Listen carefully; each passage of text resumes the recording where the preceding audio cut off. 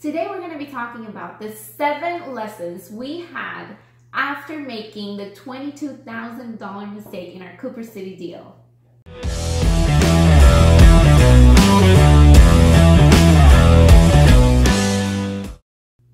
So this Cooper City deal, it was kind of a big deal because it was one of the properties we've left money on the table the most. So after that, we had to sit down and learn from it so that we don't make those mistakes again. So what was the first lesson that we had? Well, the first one is we got desperate and we thought that the market, that we were going to get a buyer no matter what time of the season was. The problem was we listed the property during the holiday season. I think it was mid-December when we started listing the property. And we thought, we got used to getting offers in 2 weeks, in 3 weeks in every rehab property that we do.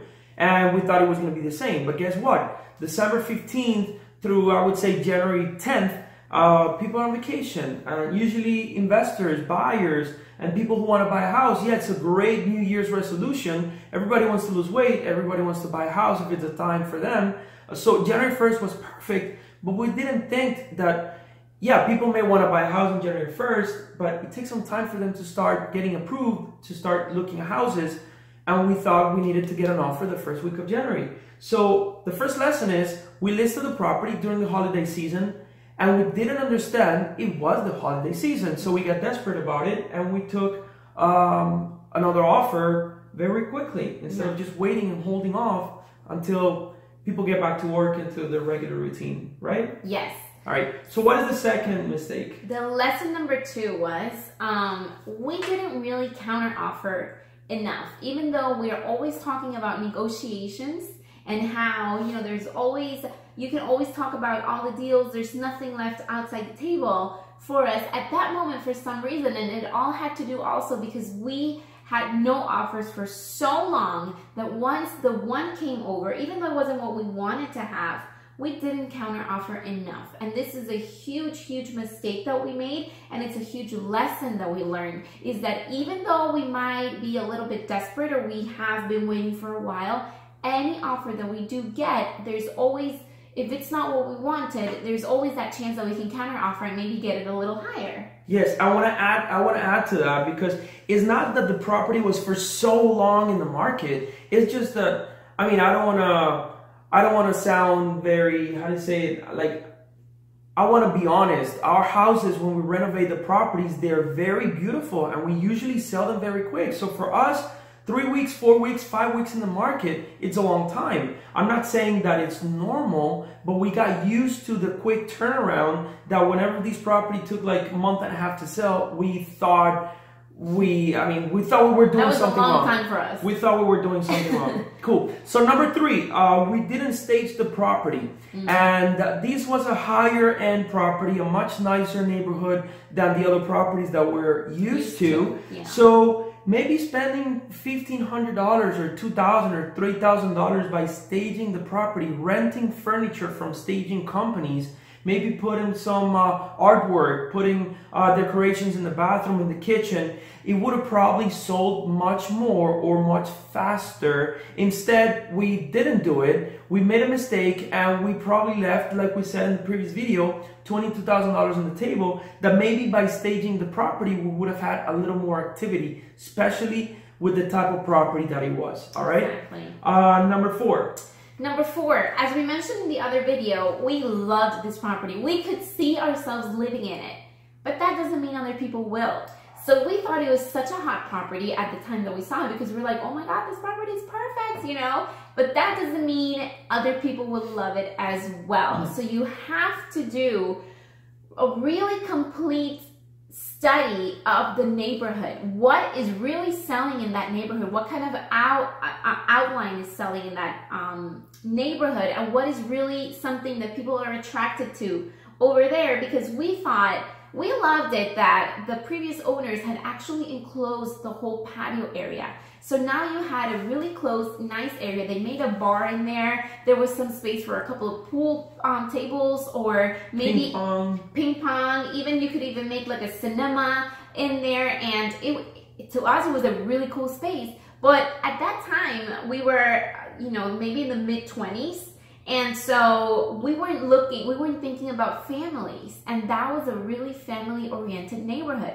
So what did these families want? They wanted a patio. So when they would come in and see the patio wasn't closed, they didn't like it. So that was a big eye-opener for us. Yes, which brings us to number 5, the patio. Yes. It was a big mistake because, like Michelle said, we didn't think about people having dogs. And I'm not saying that that it didn't have any patio. It was just too small. One, yeah. It was just very small. So if they had a kid, if they wanted to, I don't know, put some playground in the back or bring the dog outside to just run around and play, they would have to take him to the front of the house, which is the main street. And I'm not saying that it was a busy street, but you still want to have your own private patio to do your barbecue. People like to go outdoors to do your barbecue and to put some music up and all of that. So for me, the living area under AC was a lot more valuable. Like if I'm gonna do a barbecue, I would rather do it inside with my roof in central AC where I can have my music as loud as I want and it's not bothering anybody. But other people think differently. So that could be mistake number 5 in this property, not thinking enough about the patio and not giving it enough value that other people may think about. Exactly. Number 6. Don't get desperate.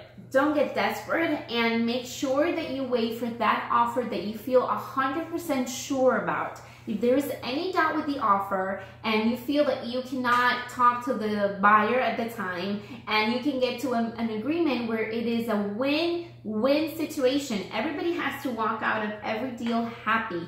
And from the beginning, we felt we were being bullied. We were getting a really low ball offer. We did not feel comfortable with it. And we still moved forward because, like Camilo said, even though it wasn't in the market for too long, for us, it felt forever. And we just moved right in with it. And just to know that a couple of weeks later, a couple of days later, we got a much better offer. So don't get desperate. That was a huge lesson for us. Yeah, and understand timing. Like I said before, holidays, I don't know, summer school when the kids are out. I mean, these are low-end seasons. High-end seasons may be April, whenever the taxes come in. So understanding the market and when people are buying. Also, January and February are great because it's a New Year's resolution for so many families.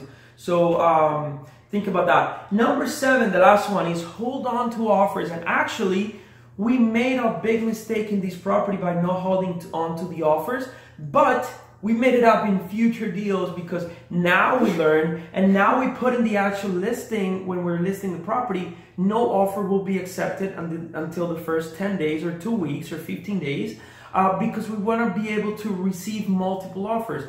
That gives us the leverage of telling all the offers, hey, we have received multiple offers. What is your highest and best? And usually by having that, we have the leverage and we have the ability to request more money from them. So everybody's going to increase 2,000, 3,000, 5,000. Maybe somebody's going to lower their expected closing date by a week or 2 weeks. Maybe they're going to say, okay, I'm not willing to come up, but I'm willing to put up more cash so the transaction goes smoother. There's so many things that happens when you create that competition.